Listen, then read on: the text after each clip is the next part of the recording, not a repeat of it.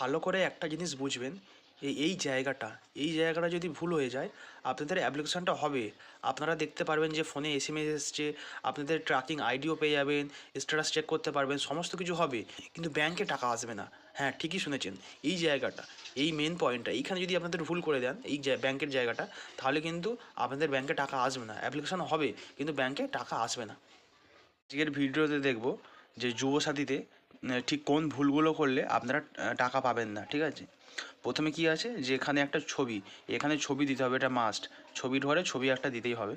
ছবি যদি না দেন তো সেটা অ্যাপ্লিকেশনটা হবে না, কারণ যে ব্লক থেকে বা বিডিও অফিস থেকে বা পৌরসভা থেকে যে অ্যাপ্লিকেশন করবে সেটা ওখানে ছবি আপলোড করতে হয়, এটা ছবি আপলোড করা মাস্ট। ছবি যদি আপনারা আপলোড না করেন তাহলে ওখানে অনলাইন হবে না। তো দুয়ারে সরকার রেজিস্ট্রেশন নম্বর, ওটা দুয়ারে সরকার যারা করছে তারা দিয়ে দেবে, ওটা আপনাদের কাজ না। আধার নাম্বারটা এটা আপনাদের ঠিকভাবে, আধার নাম্বার 16 সংখ্যার, সেটা সঠিকভাবে দিতে হবে আধার নাম্বারটা, ঠিক আছে? আধার নাম্বার এখানে বসাতে হবে।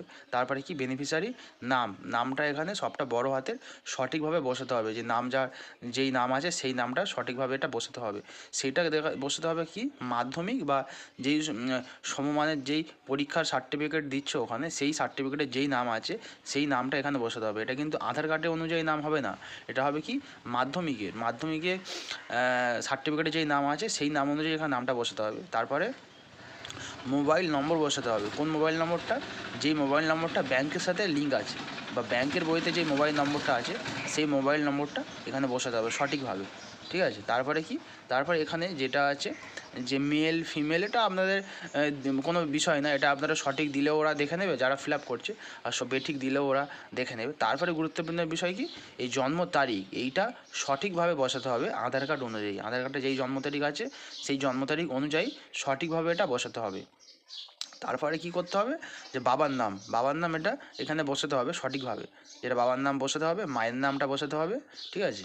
বাবার নাম হয়ে গেল, মায়ের নাম হয়ে গেল, আর এখানে তারপরে স্বামীর নামটা এটা বসালেও হবে, না বসালেও হবে, এটা অপশনাল কোনো বিষয় না। তারপরে এটা এসসি, আপনারা যদি এসসি হন তো এখানে এসসি সার্টিফিকেটটা বসাতে হবে।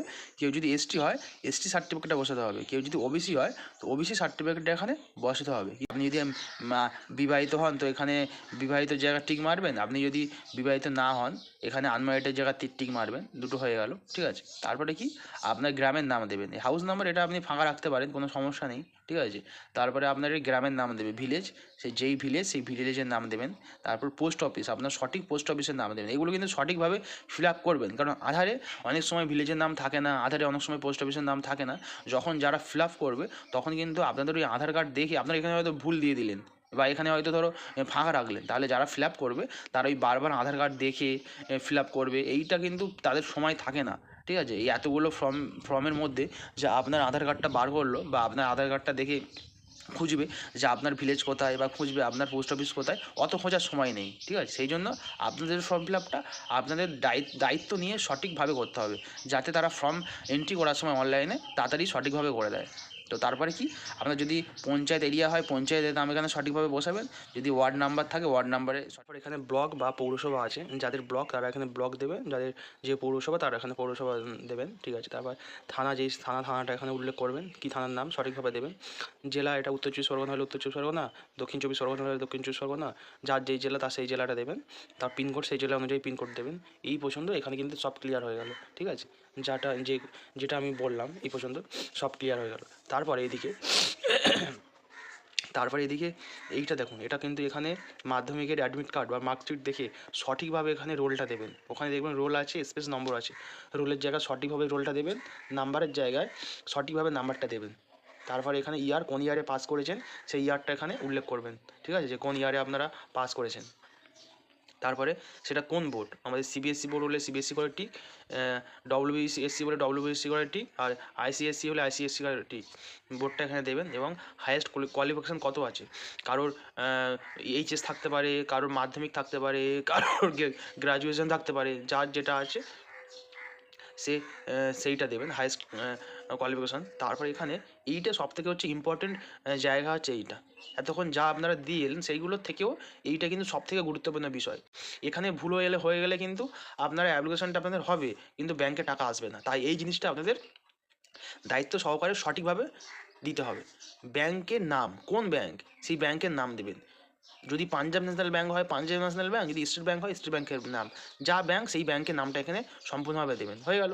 ব্যাঙ্কের শাখা বা ব্রাঞ্চ কোথায়, এই ব্যাঙ্কের ব্রাঞ্চটা যেইখানে সেই ব্রাঞ্চের নাম দেবে এখানে সঠিকভাবে একদম। আবারও বলছি ভালো করে দেখি, অনেকেই দেখছি ইন্ডিয়ান এলাহাবাদ ব্যাঙ্ক ছিল আগে, এখন হয়েছে ইন্ডিয়ান ব্যাঙ্ক, সেই এলাহাবাদ ব্যাঙ্কের পিনকোড ব্রাঞ্চে আইএফসি কোডটা দিয়ে দিচ্ছে, আইএফসি কোড না, হবে না, সেটা ইন্ডিয়ান ব্যাঙ্কের আইএফসি কোডটা দিতে হবে বর্তমানে যেই ব্যাঙ্ক হয়েছে।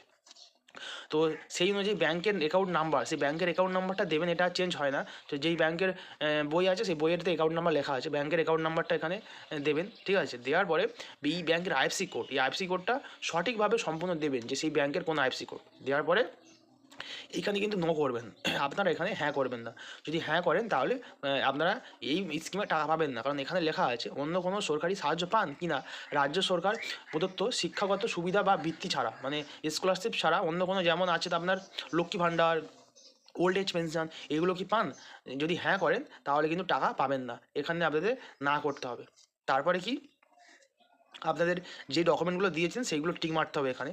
যদি আপনি মাধ্যমিকের অ্যাডমিট দেন অ্যাডমিট, মার্কশিট দিলে মার্কশিট ঘরে tick, copy of Aadhaar card tick, মানে এইগুলো আপনাদের সব দিতেই হবে, ঠিক আছে। তো সেগুলো সব টিক এখানে মারবেন। মারার পরে কি, এটা ভালো করে দেখুন, এই ফর্মটা এখানে ডেট দেবেন, যেই ডেটে ফর্মটা জমা করছেন সেই এখানে ডেট দেবেন। দেওয়ার পরে এবং এখানে আপনাদের ক্যান্ডিডেটে ফুল সিগনেচার করবেন, ঠিক আছে। করার পরে কী হয়েছে, এইটা সম্পূর্ণভাবে দেখুন, এখানে এই সেলফ ডিক্লারেশনেরটা ভালো করে দেখুন। যেই ফর্মে 4 নম্বর অপশান আছে সেই ফর্মটা জমা দিচ্ছিল, তাহলে কি বলেছে যে আমি পশ্চিমবঙ্গের স্থায়ী বাসিন্দা, হ্যাঁ ঠিক আছে, ঠিক আছে। আমি অদ্যাবধি একজন বেকার এবং পশ্চিমবঙ্গ সরকারের কোনো সামাজিক নিরাপত্তা প্রকল্প বা কোনো ভাতার আওতায় সাহায্য পাচ্ছি না, রাজ্য সরকার প্রদত্ত শিক্ষাগত সুবিধা বা বৃত্তি ছাড়া। যদি এই সময়ে আমি কোনো কর্মসংস্থান পাই তবে আমি অবিলম্বে কর্তৃপক্ষকে জানাবো। এটা 2 নম্বর অপশানে আছে। 3 নম্বর অপশানে আছে কি, যে আমরা যারা জমাকৃত সমস্ত তথ্য এবং নথিপত্র আমার জ্ঞান ও বিশ্বাস অনুযায়ী সত্য, যদি কোনো তথ্য নথি মিথ্যা প্রমাণিত হয় তবে আমার বিরুদ্ধে আইনগত ব্যবস্থা নেওয়া হবে এবং সুবিধাটা প্রত্যাহার করা হবে। এটা সব ফর্মেই দেওয়া থাকে, এই পর্যন্ত ছিল প্রথমের দিকে ফর্মে, কিন্তু তারপরের ফর্মটা এই 3 পর্যন্ত পয়েন্ট ফর্মটা জমা নিচ্ছে না। এই 4 নম্বর পয়েন্টটা যেই ফর্মে আছে সেই ফর্মটাই জমা নিচ্ছে, 4 নম্বর পয়েন্টটা থাকা মাস্ট। কারণ এটা একটু জেনে নিই যে 4 নম্বর পয়েন্টে কী বলেছে, বাংলার যুবসাথী প্রকল্পের জন্য আমার আধার ভিত্তিক প্রমাণীকরণ ব্যবস্থার মাধ্যমে নিজের প্রমাণীকরণ করতে কোনো আপত্তি করছি না। মানে এটা আধার ডিক্লারেশন একটা আছে, আধার অথেন্টিকেশন, এটা আধার বেসড অথেন্টিকেশন সিস্টেমের জন্য এটা তোমার কাছ থেকে স্বঘোষণাপত্র নিচ্ছে। এবং আধার আইন 2016 এবং তদনুসারে প্রণীত প্রবিধান অনুযায়ী চাই সম্মতি প্রদান করছি। এটা আধার ডিক্লারেশন ফর্ম। আশা করি আপনারা এই পর্যন্ত বুঝতে পেরেছেন, ঠিক আছে। যদি কোনো জিজ্ঞাসা থাকে বা কোনো সমস্যা থাকে বা কোনো প্রশ্ন থাকে সেটা কমেন্ট বক্সে আপনারা জানাবেন। এবং যারা যুবসাথী ফর্মটা ফিল আপ করেছে এই ভিডিওটা তাদের কাছে অবশ্যই পাঠাবেন। পাঠালে কী হবে, তারা বুঝতে পারবেন যে কোনো জায়গায় যদি ভুল করে থাকে সেটা কীভাবে ঠিক করবেন বা সঠিকভাবে ফর্ম ফিল আপ করেছে কিনা বিষয়টা তারা জানবে। এবং আপনারা যদি পরবর্তী ভিডিওতে আপনারা যদি এই ফর্মটা ফিল আপ করার ভূমিহীন ক্ষেতমজুর ফর্মটা কীভাবে ফিল আপ করতে হয় বা এই বিষয়ে যদি আপনারা ভিডিও চান তো কমেন্ট বক্সে জানাবেন। আমি পরের ভিডিওতে ভূমিহীন ক্ষেতমজুর নিয়ে ভিডিও করব এবং আপনারা আমাকে একটু সাপোর্ট করুন, তার জন্য চ্যানেলটিকে সাবস্ক্রাইব করে রাখুন। পরবর্তী ভিডিওতে আমি আরও বিভিন্ন বিষয় তুলে ধরবো, বিভিন্ন প্রকল্প নিয়ে আলোচনা করব, বিভিন্ন ফর্ম ফিল আপ করার পদ্ধতি নিয়ে আলোচনা করব।